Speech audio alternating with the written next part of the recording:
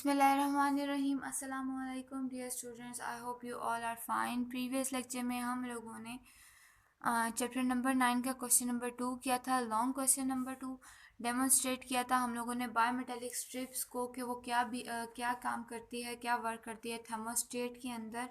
और मुझे उम्मीद है कि आप लोगों ने उसे याद भी किया होगा और इसके अलावा उसे राइट भी किया होगा, और जो मोनिटाइज कर रहे हैं आपको घर में, आपने उन्हें सुनाया भी होगा। For next question, today's work, open your books and notebooks. First of all, manage your notebooks and write question number 3. Explain the peculiar behavior of water during contraction and expansion. पानी का बिहेवियर क्या होता है, पानी में कैसे expansion और contraction होती है और उसके क्या असरात होते हैं, हमने आज ये एक्सप्लेन करना है। इसके लिए आप लोग ओपन कर रहे हैं अपने बुक्स के पेज नंबर 133। जी, पेज नंबर 133 आप लोगों ने ओपन कर लिया होगा। सो पेक्युलर बिहेवियर ऑफ वाटर ये टॉपिक है हमारा, और ये पहले आपने ये हेडिंग देनी है, उसके बाद आपने उसके नीचे से नेक्स्ट लाइन से राइट करना स्टार्ट करना है ये फुल पैराग्राफ। तो मैं आपको इसे एक्सप्लेन कर देती हूँ। The behaviour of water with rise और fall in temperature is different from other liquids. When temperature of water is increases from 0 degree centigrade to 4 degree centigrade, it contracts, its volume decreases and its density increases. On cooling from 4 degree centigrade to 0 degree centigrade, water begins to expand its volume increases and its density decreases. इसमें explain किया गया है कि जो हमारा पानी होता है उसमें rise and fall, her liquid की तरह उसमें राइज और फॉल नहीं होता, यानी कि एक्सपेंशन हुई तो एक्सपैंड हो गया और कंट्रैक्शन हुई तो कंट्रैक्ट हो गया। इसमें बहुत डिफरेंट तरीके से राइज और फॉल होता है। हीट करने से तो ये हम लोगों ने लिक्विड में पढ़ा था कि हीट करने से लिक्विड एक्सपैंडिंग स्टार्ट कर देता है और कूल होने से वो कंट्रैक्शन स्टार्ट कर देता है, लेकिन वाटर में ये डिफरेंट है। वाटर में इस तरह से डिफरेंट है क्योंकि वाटर डिग्री सेंटीग्रेड पर इसको कूल डाउन और हीट किया जाता है। तो इसके बारे में इधर लिखा गया है, बताया गया है हमें कि जब वाटर का टेम्परेचर हम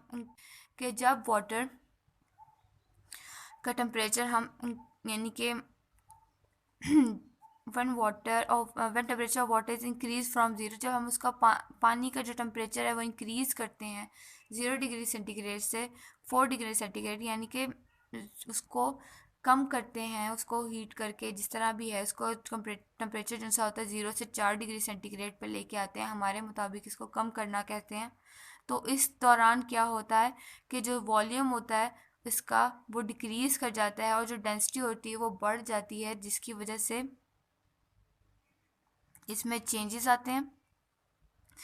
और सेकंड है उसका कि जब हम लोग उसको डिक्रीज़ करते हैं, यानी कि उसको मज़ीद फिर से कूल करके हम 0 डिग्री सेंटीग्रेड पर लेके जाते हैं, तो उसमें उससे ऑपोजिट यानी कि काम होता है, ऑपोजिट उसका प्रोसेस होता है। उसमें फिर क्या होता है, वॉल्यूम इंक्रीज़ कर जाता है, डेंसिटी डिक्रीज़ कर जाती है। At 0 degree centigrade water freezes. 0 degree centigrade पे आपको मालूम है कि पानी जमना शुरू हो जाता है, फ्रीज होना शुरू हो जाता है। Due to this peculiar behaviour, when water freezes it expands and density of ice become less than water. That is why ice floats on water surface. In this way aquatic life, fish etc survives underneath frozen lakes and ponds. जब हम लोग 0 degree centigrade पे लेके जाते हैं तो हमारा पानी क्या होता है, वो फ्रीज़ हो जाता है, फ्रीजिंग की स्टार्ट हो जाती है। फ्रीजिंग की वजह से उसमें एक्सपेंशन होती है, आप लोगों ने देखा होगा। इसकी जो एग्ज़ाम्पल मैं आपको दे सकती हूँ वो एग्ज़ाम्पल यही है कि आप लोगों ने देखा होगा अपने घर में जब आप लोग बर्फ़ जमाने के लिए पानी रखते हैं, तो जब उसको निकालते हैं, जब कुछ 1-2 दिन तक वो जमा रहे, यानी कि वो जिस बाउल में आपने बर्फ़ रखी है तो वो जमा रहे, तो वो बर्फ़ एक्सपैंड हो जाती है, वो मज़ीद ऊपर आ जाती है, उसमें दरेड़ें पड़ जाती हैं। उसकी वजह क्या होती है कि उसमें वॉल्यूम उसका इंक्रीज़ हो जाता है और डेंसिटी उसकी कम होती जाती है। जब डेंसिटी कम होती जाती है तो वो एक्सपेंशन शुरू कर देती है, वॉल्यूम उसका बढ़ता है, और ये क्या होता है 0 डिग्री सेंटीग्रेड से ऊपर होता है। और जब हम लोग उसको कम करते हैं, फिर उसे आप निकाल के बर्फ़ के बाउल को बाहर रख दें, और आप लोग कुछ घंटों बाद देखेंगे तो वो पानी बिल्कुल अपनी पुरानी कंडीशन में, यानी जितना आपने भर के रखा होगा उतना या उससे कम मौजूद होगा, उससे ज़्यादा नहीं होगा। लेकिन जब आप बर्फ़ देखते हैं तो बर्फ़ उससे ज़्यादा ही होती है, क्योंकि ये वॉल्यूम पे इंसार होता है इसका, कि इसका वॉल्यूम जौन सा होता है वो कितना हाई जाता है कितना लो जाता है। जब वो 0 डिग्री सेंटीग्रेड से 4 डिग्री सेंटीग्रेड पर आता है तो क्या होता है, वॉल्यूम बढ़ना शुरू हो जाता है, जिसकी वजह से जो बर्फ़ होती है बर्फ़ कम होने लग जाती है।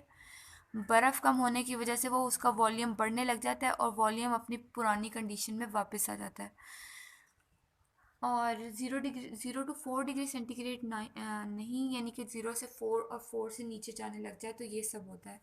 और जब हम लोग उसको फिर से राइज़ करते हैं, उसका टेम्परेचर राइज़ करना शुरू कर देते हैं, यानी कि उसको फिर से ठंडा करना शुरू कर देते हैं, 0 डिग्री सेंटीग्रेड तक लेके जाना शुरू कर देते हैं, तो क्या होता है, डेंसिटी जो होती है वो इंक्रीज़ कर जाती है और डेंसिटी डिक्रीज़ कर जाती है, और जो वॉल्यूम होता है वो इंक्रीज़ कर जाता है, यानी कि वो बर्फ़ जमने लग जाती है और उसका वॉल्यूम आहिस्ता आहिस्ता एक्सपैंड होने लग जाता है। ये सारा प्रोसेस होता है। इसका एक्वेटिक लाइफ पे क्या असर होता है, ग्लेशियर वगैरह, जिस तरह अटलांटिक हो गया ocean, Antarctica, north Nigeria type places जहाँ पे बर्फ़ यानी कि सर्दी की शिद्दत बहुत ज़्यादा रहती है और वहाँ पे बर्फ़ जमी ही रहती है, वहाँ पे कैसे सरवाइव किया जाता है। अलास्का यूएसए में एक बहुत फेमस जगह है, वहाँ पे भी बर्फ़ बहुत ज़्यादा जमी रहती है और वहाँ पे इतना टेम्परेचर होता है कि आप यानी कि वहाँ पे सर्वाइवल, इंसान का, ह्यूमन बींग का सर्वाइवल मुश्किल है। तो क्या होता है जी, जब हमारा टेम्परेचर 0 डिग्री सेंटीग्रेड से आगे बढ़ता है तो एक्सपेंशन शुरू हो जाती है बर्फ़ बनने की। बर्फ़ बनती है, बर्फ़ बनती है और बर्फ़ बनती है। जो बर्फ़ है वो अपने ऊपर लेयर्स जमा कर लेती है और नीचे जो पानी होता है, जो समंदर का पानी नीचे मौजूद होता है, वहाँ पर वो पानी उस पानी को वो अफेक्ट नहीं करती, वो उसके ऊपर ही मौजूद होती है, क्योंकि इसकी डेंसिटी बहुत कम हो जाती है जब वो जमने लग जाती है, तो इस वजह से वो फ्लोट करती है, वो नीचे बैठ नहीं जाती, वो नीचे से जमना शुरू नहीं होती, वो हमेशा ऊपर से जमना शुरू होती है बर्फ़। ठीक है, तो जो एक्वेटिक लाइफ है उस पर असरअंदाज नहीं होती है। नीचे टेम्परेचर नॉर्मल ही होता है उस बर्फ़ के नीचे, लेकिन बर्फ़ के ऊपर क्या होता है, टेम्परेचर काफ़ी हाई चला जाता है, जिसकी वजह से बर्फ़ जमने लग जाती है। सो ये था आपका आज का टॉपिक। आप लोगों ने इसे अच्छे से प्रिपेयर करना है, राइट करना है, और जो आपको मॉनिटर कर रहे हैं उन्हें सुनाना है। इंशाल्लाह कल मुलाकात होगी। अपना ख्याल रखिएगा। अल्लाह हाफ़िज़। Bismillahirrahmanirrahim. Assalamu alaikum class. How are you? I hope you all will be fine. So students, we are going to start our English lecture. Open your books. Yesterday we did till activity G. Now we are going to start activity H. How many syllables do the following words have? हमारे पास कुछ words दिए हुए हैं, हमने ये indicate करना है कि हर वर्ड के कितने syllables हैं. Responsibilities, it has 6 syllable. Markets 2 syllable. Sometimes 2 syllable. People 2 syllable. Recognize 3 syllable. Citizen 3 syllable. Overcome also have 3 syllable. Safety 2 syllable. Precious 2 syllable. Speeding 2 syllable. Violation 4 syllable. Discuss have 2 syllable. Observe also have 2 syllable. Problems have 2 syllable and accident have 3 syllable. On the next page, activity I is consult a thesaurus and find synonyms and antonyms of the given words. हमारे पास कुछ words दिए हुए हैं, हमने उनके synonyms and antonyms write करने हैं. Majority synonyms is mass and antonym is minority. Violate, disobey, obey. Safe, secure, insecure or unsafe. Precious, valuable, cheap. Near, close or an antonym is far. Next activity J is oral communication skills. Conduct a dialogue between two friends on rapidly increasing number of road accidents. कि एक dialogue, दो friends के दरमियान dialogue है जो कि आपस में तेजी से बढ़ते हुए रोड एक्सीडेंट के बारे में बात कर रहे हैं. उसके लिए बेटा आप अपनी नोटबुक्स मैनेज करेंगे. You have manage your notebooks as you ever manage. Write day and date. Chapter number 14. Topic is dialogue. Activity J, a dialogue between two friends on rapidly increasing number of road accidents. So I write the Mr. A and Mr. B. You can use another names. Mr. A, Assalamu alaikum. How are you, Mr. B? Fine. What about you, Mr. A? I am fine too. Mr. A, do you know why is the number of road accident increasing rapidly? Mr. B, yes, I know. Mr. A, what are the causes of it? Mr. B, so many, but the main cause is overspeeding and not observing traffic laws. Mr. A, how can we overcome this problem? Mr. B, by observing traffic laws. Mr. A, thanks. And Mr. B, you are welcome. So students, you have to note down and also practice it at your home. I hope you all understand. Fia Manila. Have a nice day.